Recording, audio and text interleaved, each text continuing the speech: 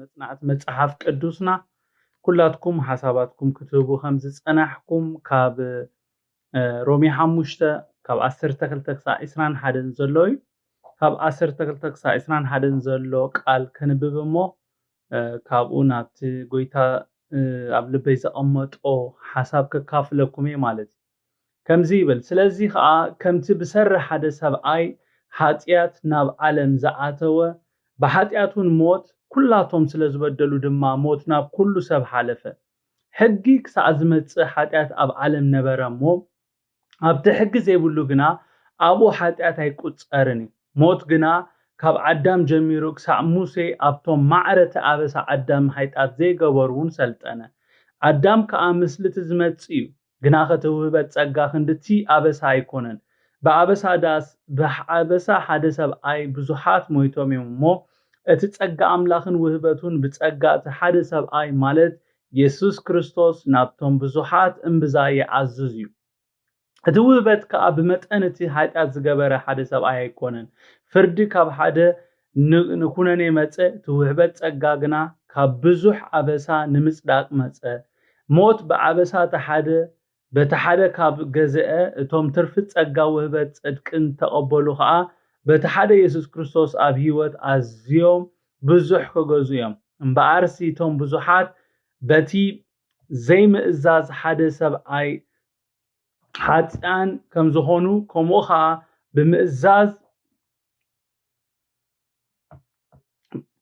ብምእዛዝ እቲ ሓደ እቶም ብዙሓት ጻድቃን ክኾኑ እዮም እሞ ከምቲ ብሓንቲ ኣበሳ ናብ ኩሉ ሰብ ኩነኔ ዝመጸ ከምኡ ድማ ብሓንቲ ግብሪ ጽድቂ እቲ ምጽዳቅ ንህይወት ናብ ኩሉ ሰብ መጸ ኣበሳ ምእንቲ ከኣዘዚ ሕጊ ኣተወ ኣብቲ ኃጢአት ዝኣዘዞ ግና ኣብኡ እቲ ጸጋ ኣዝዩ ኣዘዘ ከምቲ ኃጢአት ብሞት ዝገዝአ ጸጋውን ከምኡ ብኢየሱስ ክርስቶስ ጎይታና ብጽድቂ ንዘለዓለም ህይወት ክገዝእ እዩ ይብለና እግዚአብሔር ስሙ ብሩኽ ይሁን እዚ ክፍሊ እዚ ካብ ናይ ዝሓለፈ ሰሙን መጽናዕትና ዝቕጽል ዘሎ ክፍሊ እዩ ዝሓለፈ ሰሙን ካብ ቁጽሪ 1 ክሳብ 11 ርኢና ነርና ሎሚ ድማ መቐጸልታ ናቱ ካብ 12 ክሳብ 21 ኢና ክንርኢ ማለት እዩ ካብ ቁጽሪ 12 ክሳብ 21 ኣብ ዘሎ ክፍሊ እንሪኦ እንታይ እዩ እንድሕር ኢልና ኃጢአት ብመንን ከመይን ኢሉ ናብ ዓለም ከም ዝኣተወ ቁጥሪ 12 ይነግረና እቲ ኃጢአት ድማ ሞት ከም ዘስዓበ ኣብ ቁጥሪ 12 ደጊምና ንሪኦ ዓዳም ብምብዳሉ እቲ ናቱ ኃጢአት ናብ ኩሉ ሰብ ከም ዝሓለፈ ብሰርዝ ሞት ናብ ኩሎም ዋላ ከም ዓዳም ናብ ዘይበደሉ ሰባት ከም ዝሓለፈ ብዙሓት ብሰንኪዚ ከም ዝሞቱ ጸጋ ኣምላኽን ውህበቱን ብክርስቶስ ንሁሎም ከም ዝዓዘዘ ድማ ኣብ ቁጥሪ 15 ንርኢ ብሰሪ ናይ ሓደ ሰብ ኃጢአት ፍርዲ ኣብ ኩሉ ከም ዘሰዓበ ጸጋ ኣምላኽ ኣብ ብዙሕ ኣበሳ ንምጽዳቅ ከም ዝመጸ ድማ ቁጥሪ 16 ይነግረና ሞት ዓዳም ብምእባሱ ኣብ ኩሉ ሰብ ከም ዝሰልጠነ እቶም ትርፊ ጸጋ ውህበትን ጽድቅን ተቐበሉ ብክርስቶስ ኣብ ህይወት ብዙሕ ከም ዝገዝኡ ድማ ቁጥሪ 17 ይነግረና ከምቲ ብሰሪ ናይ ዓዳም ኣበሳ ኩሉ ሰብ እተኮነነ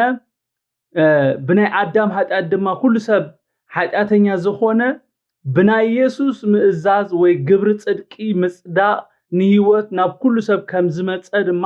ቁጥሪ 18 19 ንርኢ ማለት እዩ ቁጥሪ 12 እንታይ ይብለና ስለዚ ከዓ ከምቲ ብሰሪ ሓደ ሰብኣይ ኃጢአት ናብ ዓለም ዝኣተወ በኃጢአቱን ሞት ኩላቶም ስለ ዝበደሉ ድማ ሞት ናብ ኩሉ ሰብ ሓለፈ ይብለና እዚ ቃል እንታይ ዝምህረና ኃጢአት ብሰሪ መንን ከመይሉ ናብ ዓለም ከም ዝኣተወን እቲ ኃጢአት ዘስዓቦ ነገር ድማ እንታይ ከም ዝኾነ ይምህረና ማለት እዩ ኣብዚ እቲ ብሰሪ ሓደ ሰብኣይ ኢሉ ገሊጽዎ ዘሎ ከምቲ አንቶይ ኩላትኩም ትገልጽዎ ዝነበርኩም ብሰሪ ዓዳም ማለት እዩ ብሰሪ ዓዳም ሞት ናብ ዓለም ኣትዩ ዓዳም ነቲ እግዚአብሔር ኣቦ ዝሃቦ ንጹር ትእዛዝ ብምትሕልላፉ ኃጢአት ናብ ዓለም ኣትዩ እቲ ኃጢአት ድማ ሞት ኣስዒቡ ኩላህና ድማ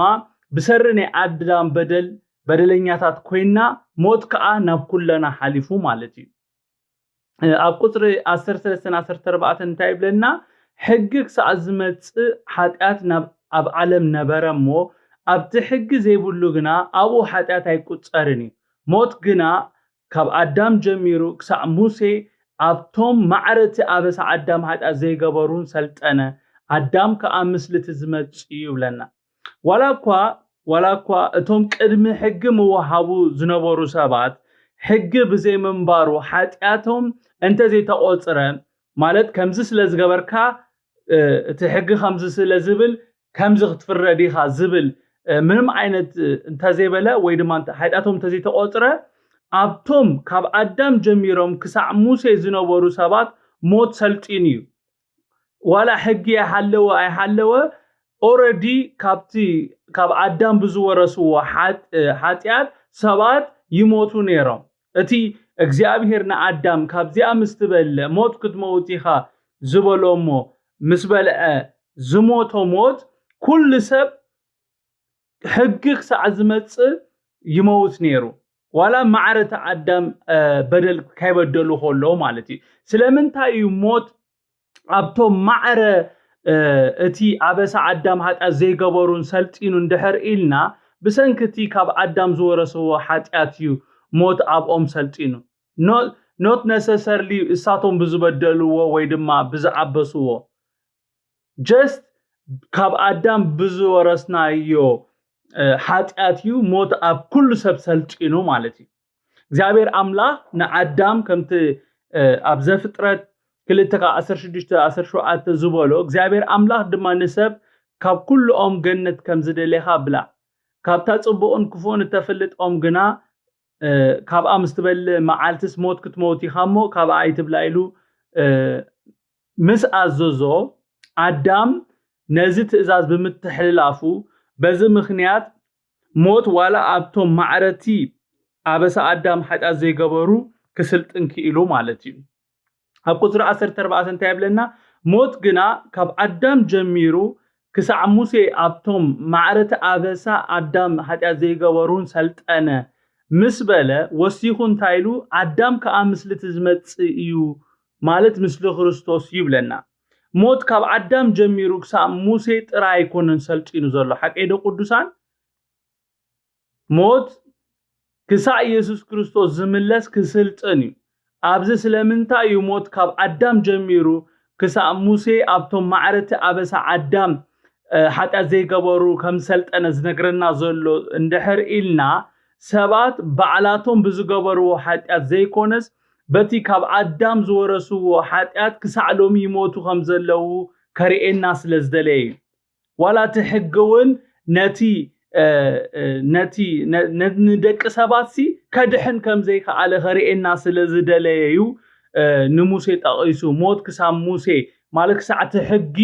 ዝተዋሃበሉ ሰልጢኑ ነይሩ ሕጊ ከድሕነና ከም ዘይተዋሃበና ከሪኤና ስለ ዝደለየ ንሙሴ ኣብ ዝጠቂስዎ እምበር ሞት ሎሙን ይስልጥን ኣሎ ሎሙን ሞት ነቶም ነፍቅሮም ሰባት ካብ ሕቅፎናስ ይፈልዮም ኣሎ ገሊኦም ናብ መንግስቲ ኣምላኽ ኸዱሎ ገሊኦም ድማ ናብ ዘይተዳልወሎም ኸዱሎ ሓቀይደ ቅዱሳን ስለዚ ሞት ግና ካብ ኣዳም ጀሚሩ ክሳዕ ሙሴ ኣብቶም ማዕረቲ ኣበሳ ኣዳም ኃጢአት ዘይገበሩን ሰልጠነ ክብለና ኮሎ እንታይ ከሪኤና ደልዩ ዘሎ እንድሕር ኢልኩምኒ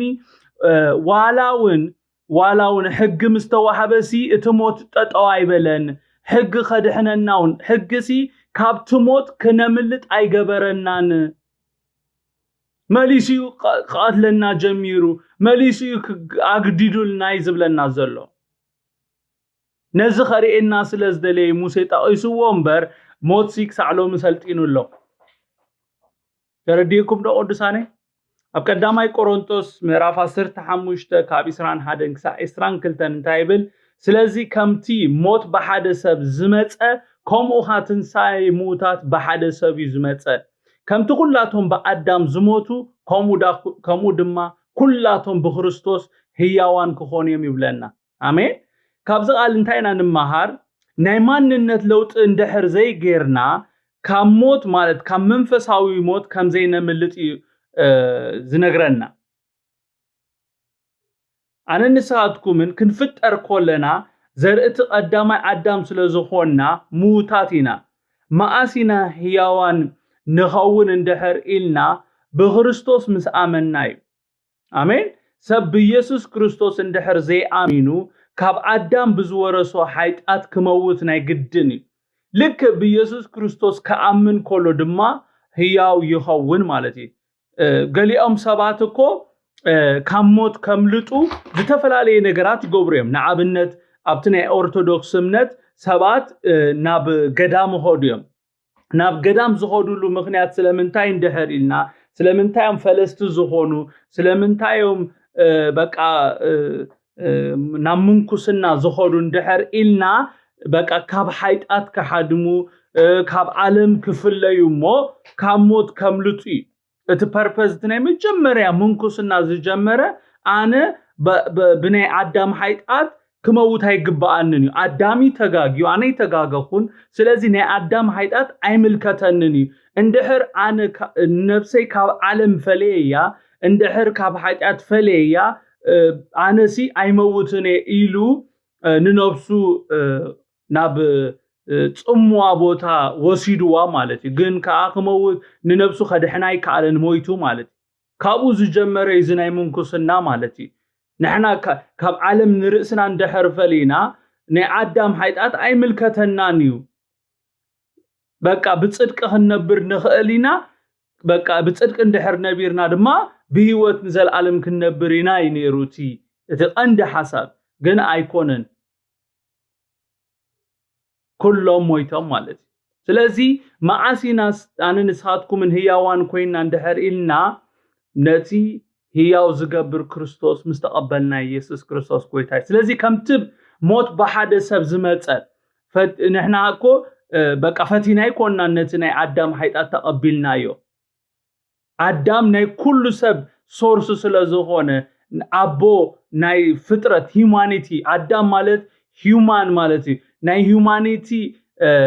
ናይ መጀመርያ ሰብ ስለዝኾነ ካብኡ ዝወረስናዮ ጂን ሃይጣት ዝበሃል ስለዘሎ ኢና ንመውት ዘለና እምበር ማለቲ ስለዝበደልካ ካይትብድል ነፍስኻ ገለ ቆፂርካ ዋላ ተነበርካ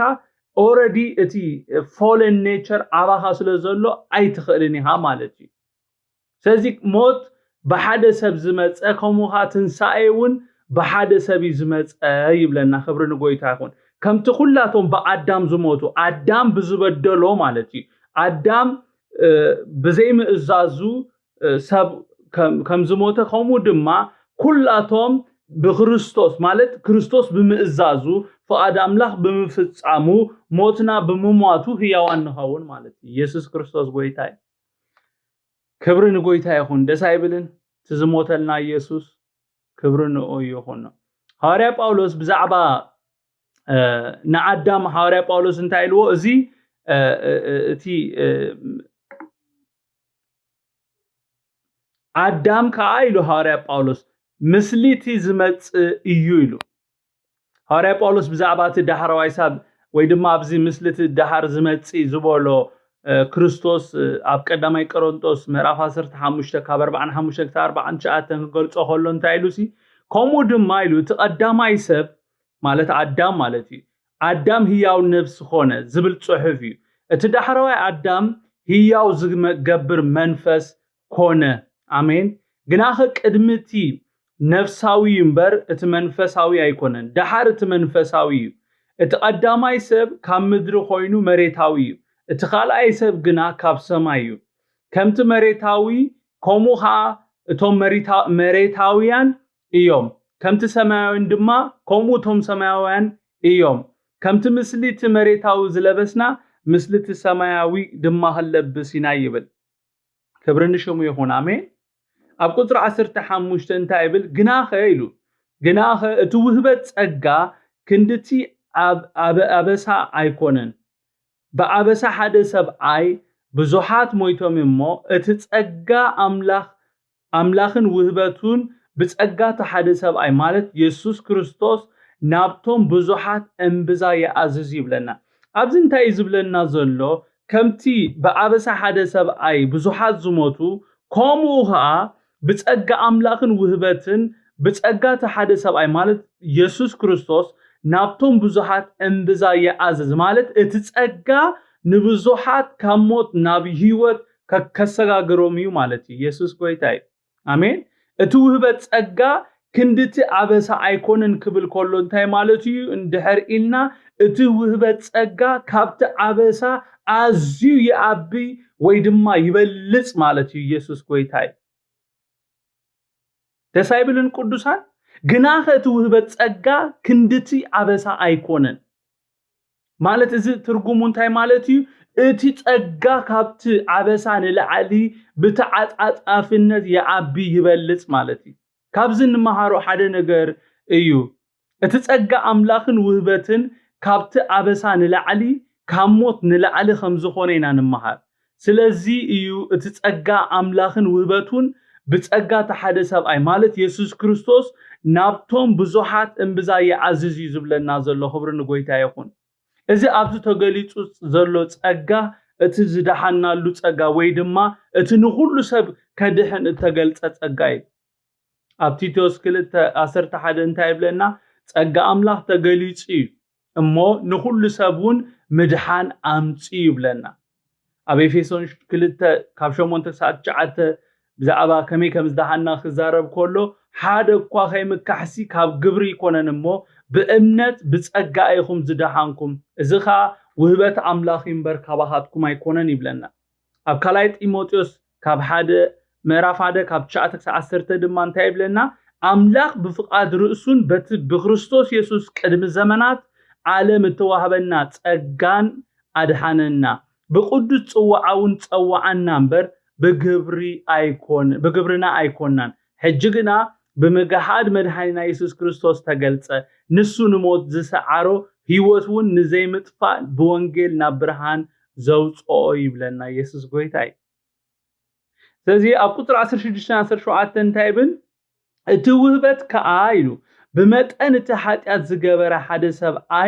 أيكونن فردي كاب حدا نكونن متى أتي وهبت أجاجنا كبزح عبسا نمسدا متى موت بعبساتي حدا بتحدا كاب جزاء توم ترفت أجان وهبتن صدق أن تقبلوها بتحدا يسوع كريستوس أبهيوت عزيو بزح جزيهم يبلنا أبزي أتتقبلنا يو وهبت لإله حاتيات لإله خناني كم زخونة أتوهبت أجا كبزح عبسا نمسدا كم زمت زقال زنجرنا زلوا آمين اتوهبت كأب بمتأن تحت أزجبر حدث أيكونن مالت كابو يعبيو اتستقبلنا يو تأجاسي لإله حيت أتزملالسيو آمين دو لإله حيت أتيزبلنا زلوا لإله خناني يزبلنا زلوا فردي كاب حدا نخونني متى توهبت أجاجنا كبزح عبسا نمسدا متى توهبتي كبزح عبسانا نمسدا متى بلنا እግዚአብሔር مسكن موت بعبسا تحدا بتحدا كاب جزاء موت بتحدا كاب جزاء اتوم ترفي ጸጋን ውበትን ጽድቅን ተቀበሉ ኸአ በቲ ሓደ ኢየሱስ ክርስቶስ ኣብ ህይወት أزيو بزح غزيام يبلنا خبرنا شمو يهون مالتي تخرستوس زغبرو نجر يبلط يعزز يزبلنا صلو اب قطر 10 شمونتن 10 شعاتن انتي يبلنا امبارسيتهم بزحات بتزي مئزاز حدا سباي حاتان كم زخونو كوموخا بمئزاز تحدا اتهم بزحات ادقانان كونيوم كومبير يزغبر زلو ينጻጽር ይዘሎ ተቀዳማይ አዳምን እትኻላይ አዳምን ክብርን ጎይታውን እምበአርሲሉ ቶም ብዙሓት በቲ ዘይምእዛዝ ሓደ ሰብኣይ ብሰንኪ አዳም ኃጢአን ከም ዝኾኑ ኮሙኻ ብምእዛዝ ተሓደ እቶም ብዙሓት ጻድቃናት ክኾኑ እዮም እሞ ከምቲ በሓንቲ አበሳና ኩሉ ሰብ ኩነኔ ዝመጸ ኮሙ ድማ በሓንቲ ግብሪ ጽድቂ እቲ ንምጽዳቅ ንህይወት ናብ ኩሉ ሰብ መጽ ይብለና ኣብዚ ክነስተብሎ ዘለና ነገር እንታዩ ዋላኳት ምድሓን ንሁሉ ብነጻ ተዋሃበ እንተኾነ ኩሉ ሰብ ክድሕን ኢየሱስ ክርስቶስ ሞይቱ ኩሉ ሰብ ናብ ህይወት ክረክብ ኢየሱስ ክርስቶስ መጽዩ እዚ ማለት ግን ኩሉ ሰብ ይድሕን ማለት ኣይኮነን ሃቀዶ ነፍስ ወከፍ ሰብ ግን ነቲ ናይ እግዚአብሔር ጸጋ ክቅበል ኣለዎ ነቲ ፍሪ ጊፍት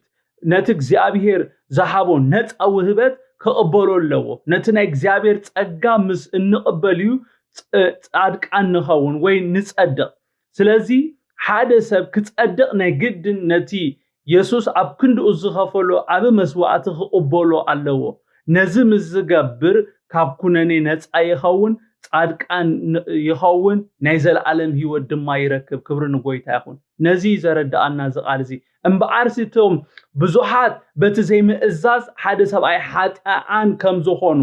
ኣዳም በዲሉ ኩላትና ኩሎም ሓጢኦም ክብሪ ኣምላኹን ስኢኖም ተባሂልና ኣብዚ ካታጎሪ ካብኣተና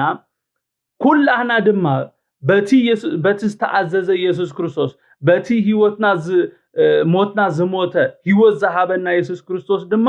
ብዙሓት ጻድቃናት ንኸውን ማለት ምስ ንቅበሎ ውህበት ናይ እግዚአብሔር ምስ ንቅበሎ ምስ ንእዘዞ ንጸድቕ ማለት ኢየሱስ ክርስቶስ ጎይታ እዩ አሜን ኣብ ቁጥሪ 21 እንታይ ይብል ኣበሳ ምእንቲ ከኣዝሲ ሕጊ ኣተወ ኣብቲ ሓጢኣት ዝኣዘዘ ግና ኣብኡ እቲ ጸጋ ኣዝዩ ኣዘዘ ከምቲ ሓጢኣት ብሞት ዝገዝአ ጸጋውን ከምኡ ብኢየሱስ ክርስቶስ ጎይታና ብጽድቅ ንዘለዓለም ህይወት ክገዝኡ ይብለና ኣብዚ ሐዋርያ ጳውሎስ እንታይ ዝብል ዘሎ ሕጊ ንደቂ ሰባት ከድሕን ኣይተዋሃበን ዝብለና ዘሎ ሐዋርያ ጳውሎስ ኣስሚሩ ክነግረና ደሊ ዘሎ ሕጊ ረስኪው ክገብረና ካብ ሓጢኣት ከድሕነና ኣይመፀን ዝብለና ዘሎ ሕጊ ኣበሳና ይዘፍልጠና ሕጊ ክሳዕ ክንደይ ነደንግጽ ፍጥረት ከም ዝኾንና ይዘርኢ ሕጊ ብርእሱ ጽቡቕ እኳ እንተኾነ ደቂ ሰባት ግን እኩያት ስለ ዝኾንና እቲ ሕጊውን ክሕዘና ይከኣለን ስለዚ ሕጊ ከምቲ ገላትያ 3:24 ተጻሒፉ ዘሎ ናብ ክርስቶስ ከብጽሓና ከም ቀጻዒና ኮይኑ ዝተዋሃበና እዩ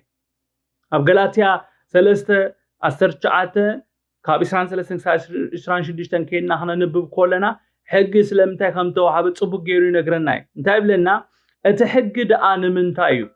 ንሱ ብሰር ኣበሳ ተወሰኸ ብለና ሕጊሲ ብሰር ኣበሳ ተወሰኸ እቲ ተስፋ እተዋቦ ዘርኢ ክሳዕ ዝመጽእ